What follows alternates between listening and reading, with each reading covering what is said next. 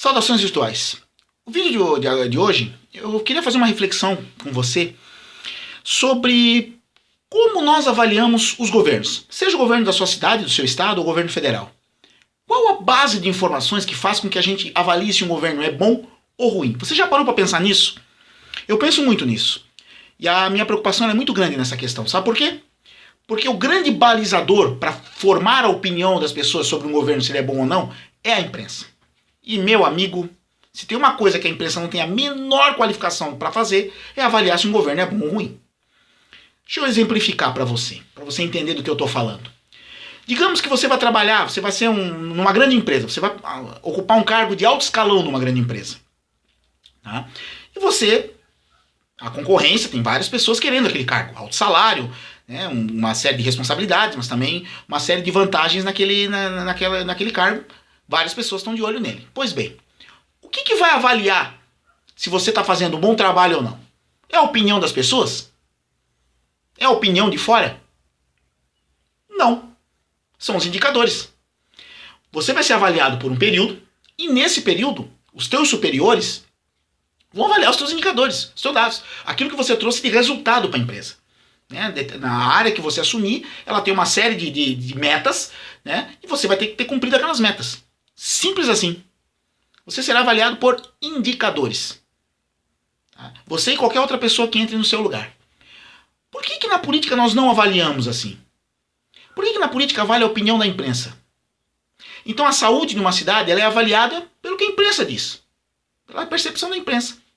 Então se a imprensa quiser cobrir cada falha de cada postinho de saúde de uma cidade, ela torna aquela administração na área da saúde um inferno.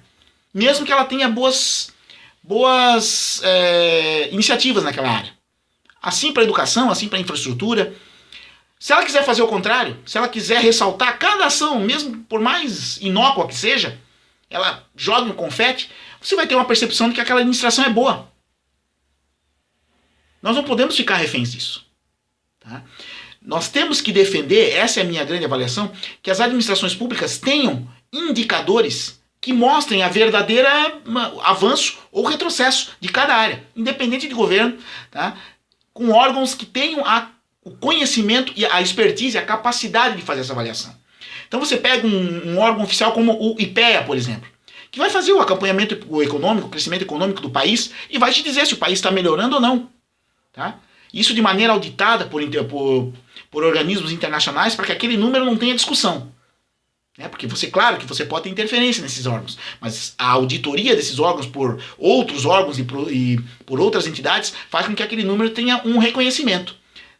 A nossa visão para os governos ela precisa se dar em cima de números, de dados. Então um determinado governo faz uma ação, eu vou dar um exemplo aqui da minha cidade. A minha cidade fez criou uma guarda municipal, tá? Já há alguns anos, na primeira gestão do atual prefeito. Beleza, muitas pessoas encaram como uma grande ação do governo municipal aqui. Tá? Só que eu não vi os grandes indicadores ainda. O que acontece? Os governos eles mostram a produtividade. O que essa guarda municipal fez? Quantas ações, quantas blitz, quantos encaminhamentos, toda a produtividade dela. O que eu queria saber são os indicadores. Os indicadores de segurança da cidade melhoraram? Alguma auditoria externa comprova que após a criação da guarda municipal, o número de assassinatos, de roubo, de furto, de assalto à mão armada, enfim, os números de segurança pública como um todo melhoraram? Essa tem que ser a nossa avaliação. A saúde da sua cidade não é o jornalista fanfarrão que vai falar. Do seu estado não é o jornalista bocão, fanfarrão que vai falar se a saúde melhorou ou não. São os indicadores.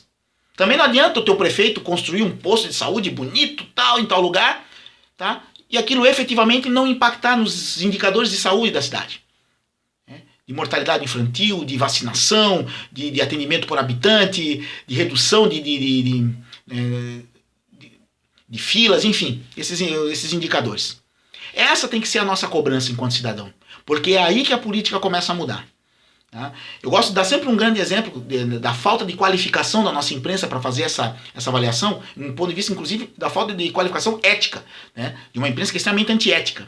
Tá? Eu já fiz um vídeo sobre Precisamos Conversar, onde eu falo, aliás, Você acredita na imprensa? Onde eu faço essa reflexão. Né? Eu acho a imprensa brasileira, além dela ser um lixo, tecnicamente falando, é um lixo, tá? Ela é antiética.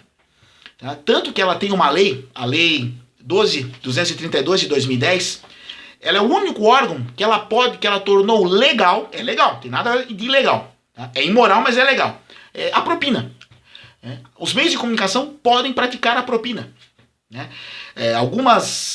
Os veículos de comunicação chamam isso de bonificação de volume, ou seja, as grandes televisões, elas adiantam um valor para as agências de publicidade, para que essas agências de publicidade anunciem adivinha onde?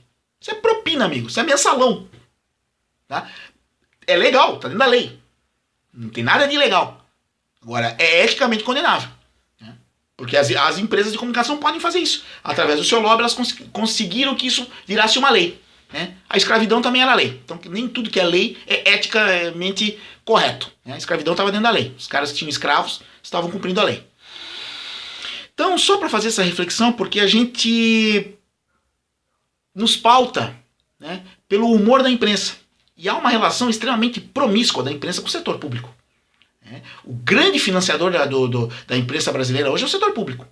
Tira a publicidade das grandes estatais, né, tanto em nível municipal, estadual e principalmente no nível federal, e você vai ver a griteira que é.